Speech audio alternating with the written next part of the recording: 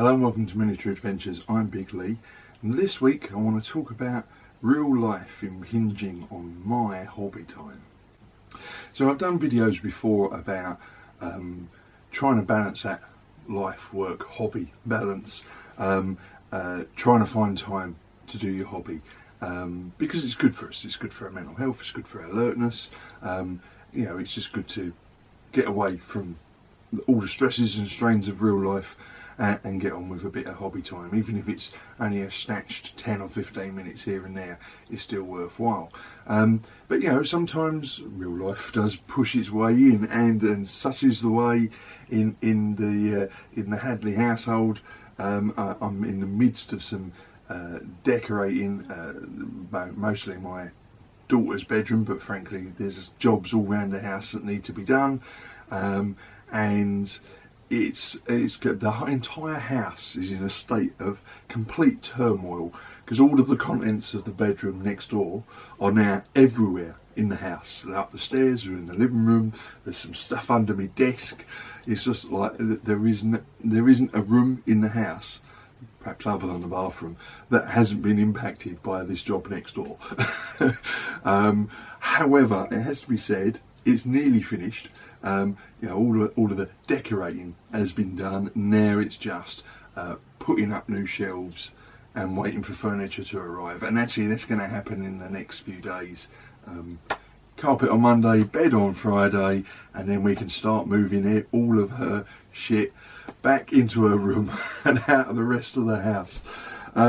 But of course, it's meant that for the last couple of weeks, it's been really intensive trying to get a lot done. There was a lot to be done in that room.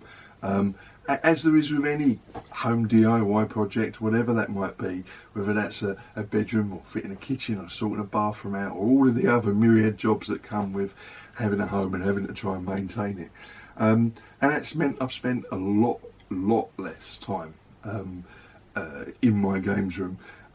And on certain occasions my games room has actually been full up with stuff as we've had a game of real life Tetris, moving one item from there to there so that we can get that through, and you know what it's like. So the long story short of it is I haven't actually done a lot over the last few weeks, and I haven't even had time to think of a subject to discuss this week, other than the fact that real life has impinged and I've had less time. But it doesn't mean to say I haven't had any time for my hobby, and I do think it's still important that in the midst of, no matter what the chaos is, no matter how many jobs you've got to do, that you have something on the go, even if you don't end up getting to work on it. Just having something to think about while you're painting or whatever it might be, painting walls, that is, with one-to-one projects. I hate one-to-one projects anyway. When you're doing all those sort of jobs, you can be thinking about your hobby. As I've said before, on many occasions, there's no such thing as downtime when you're a war gamer or a hobbyist. You can be thinking about your hobby and things that you're working on, even if you're busy doing something else. And such is the way over the last couple of weeks. Like I say, I've spent a minimal amount of time in here. This room, which it's full up with stuff, but on the whole I would say that it's the tidiest room in the house at the moment. In my fortress of solitude, I can escape from the mess that's outside there. The barbarians are at the door, and in here it's relatively calm, although don't look behind the camera because there's even more rubbish over there at the moment, because I've been working on a little modelling project while I've been getting on with the decorating.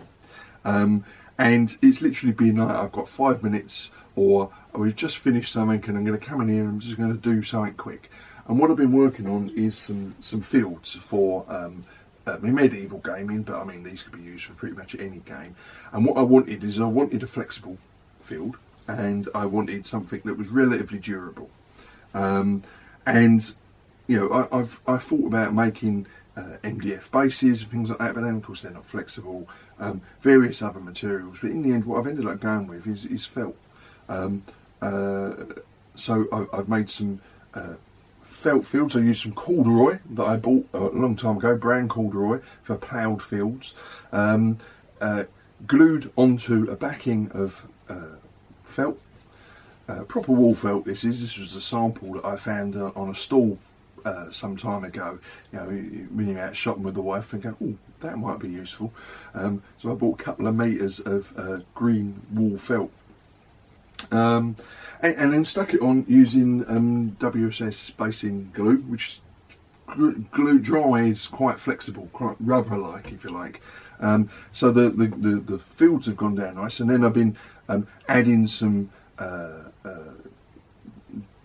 flock and turf and grass stuff to it, just to sort of break up the edges. This isn't quite finished. There's still some I'm having a little think about. I'm working. There's sort of work in progress. So I've done 3 so far. I've got some more over there that are just drying, that I've had to found a bit of time this morning, and literally I've been able to do a little bit at a time. You know, cut out the fields, work out what pattern they're going to go in. Takes me 10 minutes. You know, cut out, right, stick them to the felt, right, okay, that's another 10 minutes done in between jobs. Come back a couple of days later, right, I'll trim around the edges of that. And, you know, and that's how that job has been done. And, you know, as frustrating sometimes as that can be, not being able to just crack on and get a little project done, at least I've been able to do something. So while I've been painting with my one-to-one scale project next door, and getting myself covered in paint because I'm not a great DIYer, I have actually been able to come back in here and get back into the miniature worlds that I enjoy, and make something for my, in this case, my Bosworth project. So these are going to be meant to be representing something akin to medieval fields, small fields, that I can then lay out on my mat. And one of the advantages, instantly, the reason I decided to go with the felt backing in the end, is because one of the advantages of those is when you lay them on a cloth mat, particularly the fleece mat that I've got, it doesn't move around. Your terrain doesn't slide around across the table.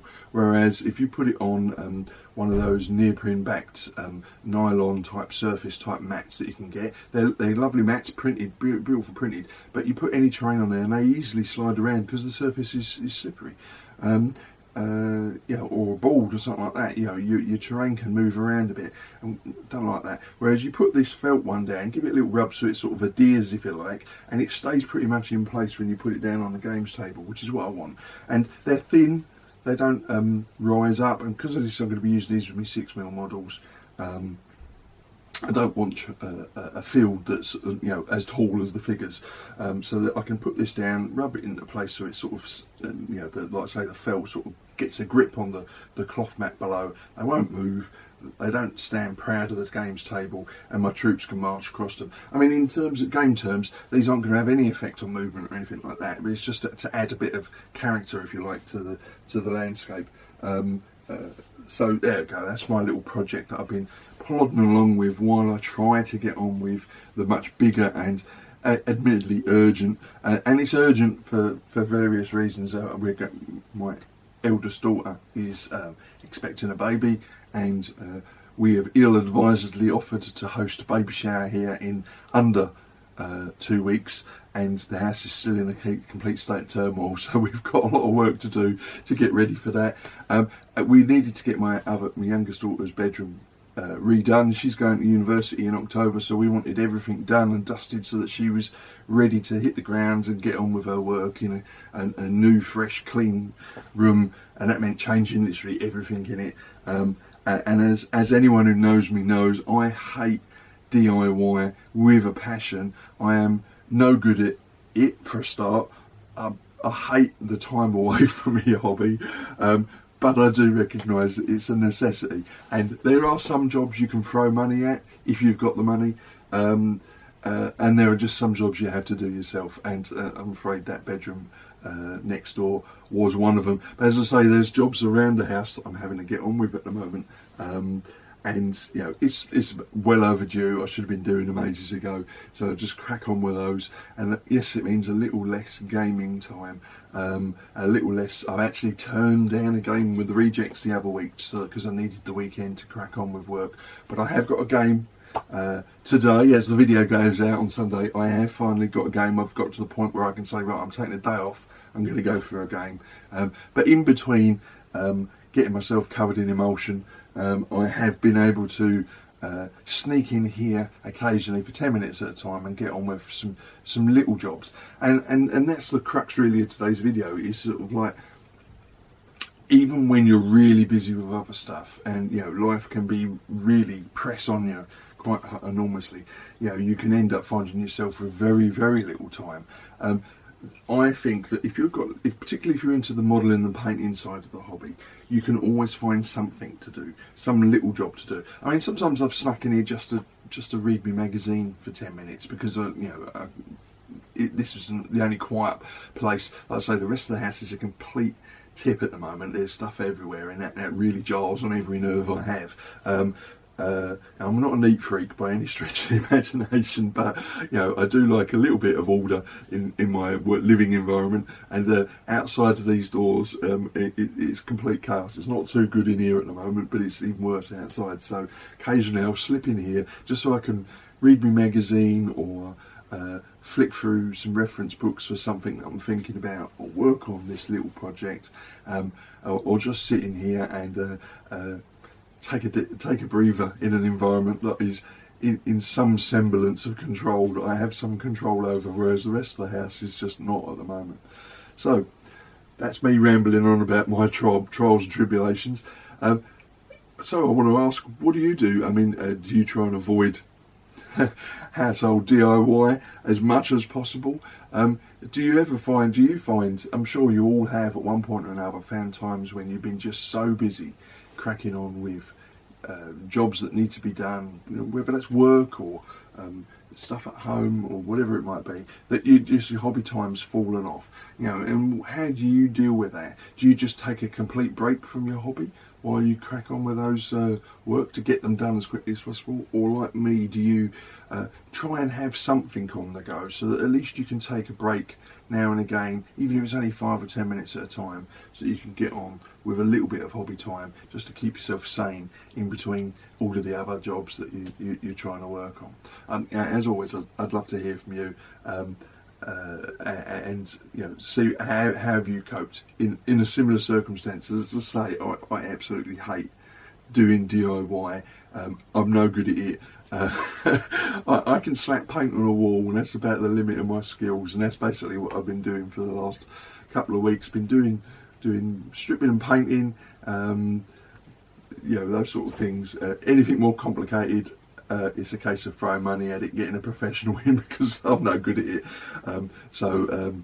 You know, that's I've been taking the occasional 5 minutes out to run in here and just have a little bit of peace and quiet, so I can get on with a little bit of job. And then in between, while I'm slapping paint on the walls and getting it all over myself, I've been able to sort of think about the project and ruminate on what I want to do.